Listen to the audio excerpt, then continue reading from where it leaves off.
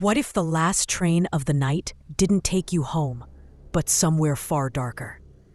When Ethan boarded the final ride out of Black Hollow, he thought it was just a shortcut home. But what he found on that train, or what found him, left him shattered, silent, and forever changed. They say if you see her, it's already too late. Stay with us, and whatever you do, don't speak to the woman in the gray coat. This is the final ride.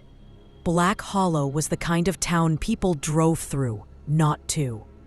With crumbling buildings, perpetually gray skies, and fog that seemed to crawl through the streets like it had a purpose, it always felt like something was watching from the shadows. Ethan Carter had just wrapped up a freelance photography assignment in a nearby town.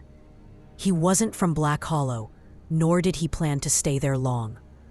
His bus had broken down 2 towns back, and the only way home that night was the last train leaving the local station at 12:47 a.m. He had hesitated before buying the ticket. The old man behind the counter had looked at him strangely. "You sure you want to take that train, son?" the man asked, adjusting his cracked glasses. "Why not?" Ethan shrugged. The old man didn't answer. He just slid the ticket across the counter with a hand that trembled slightly. Ethan, brushing it off as small-town superstition, tucked the ticket into his jacket pocket and made his way to the platform. The station was practically abandoned, a skeleton of what it might have once been. Rusted benches, broken vending machines, and a single flickering light overhead.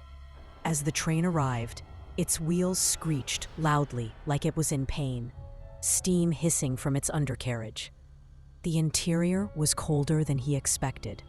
The fluorescent lights buzzed, flickering like they were struggling to stay awake.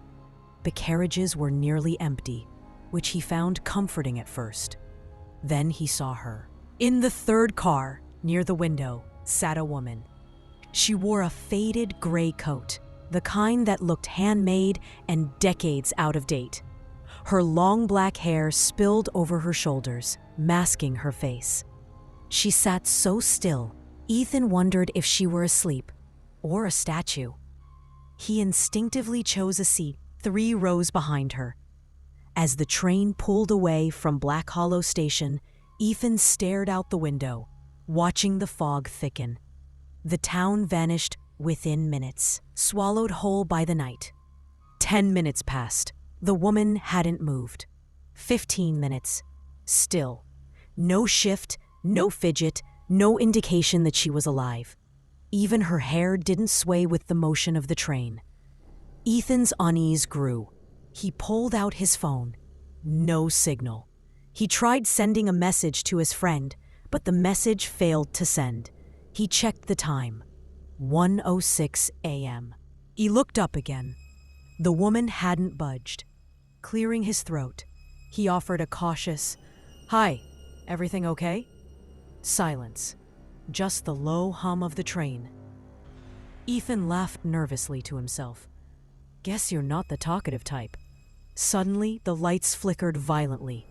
In that brief stutter of darkness, Ethan caught a glimpse of something in the window across from him. Her reflection. Unlike her body, which remained motionless, her reflection stared directly at him. Her eyes were wide, pitch-black voids. Her mouth hung open in a stretched, unnatural smile, a grotesque parody of joy. Ethan shot to his feet.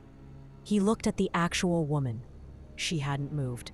Her head was still turned. The woman didn't respond. He reached out, his hand hovering just above her shoulder, when the train suddenly lurched. The lights went out completely. In the darkness, he heard the train screeching on the tracks like metal tearing through flesh. The temperature plummeted. Then he heard footsteps. Not from her, but dozens, maybe hundreds, coming from every direction. Light, fast, echoing like 1,000 barefoot children were running up and down the train cars. He turned. The footsteps stopped. The lights flickered back on. The woman was gone. Ethan's breath caught in his throat. He spun around. The car was empty. But then he noticed something. A strand of long, black hair rested on the seat where she'd been sitting. And in the window, her reflection was still there, grinning, frozen, watching him.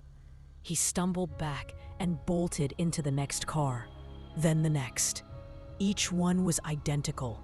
Same layout, same seats, same flickering lights, but eerily empty. No passengers, no crew, no conductor. He made it to the control car. The operator's booth was open, but nobody was there. The control panel buzzed softly, but all buttons were unresponsive. The speed indicator blinked red. The train was accelerating. Panicking now, Ethan tried the emergency brakes. Nothing happened. The mirror above the control panel caught his eye, and in it, she was there again, standing behind him, closer. Her face more visible now. White, sickly like a mask, stretched over a skull. Her smile wider. Blood leaked from the corners of her mouth. Her eyes were no longer eyes, but two bottomless holes, pulsing like something inside them was alive. He turned. Nothing. But when he looked back at the mirror, she was still there, and she was smiling wider. The train began to howl, the sound morphing into something no machine should make. A deep, guttural scream that echoed through the entire cabin. The lights flickered again, and then he saw them. Dozens of figures, filling the carriages behind him, all pale, all still, all with long black hair covering their faces, all facing him, frozen, until the lights flickered off one last time. Darkness swallowed him whole. They found the train the next morning, parked silently at an abandoned platform 3 miles past the end of the rail line. A dead zone, where no train was supposed to go. The tracks beyond had been closed for over 40 years after a derailment killed over 70 passengers in the 1980s. There was no crew on board, no signs of life, except one. Ethan Carter. He sat in the operator's booth, his hands clenched tightly around the armrests, his eyes wide open and bloodshot, lips frozen in a scream. He was alive but unresponsive, muttering something over and over. You shouldn't have spoken. You shouldn't have spoken. They took him to Black Hollow Asylum. He never spoke again, and no one ever found the woman in the gray coat. But sometimes, just sometimes, people say they see her waiting at platform 3B of Black Hollow Station after midnight, waiting for the last train. And if you speak to her, she might just smile at you forever.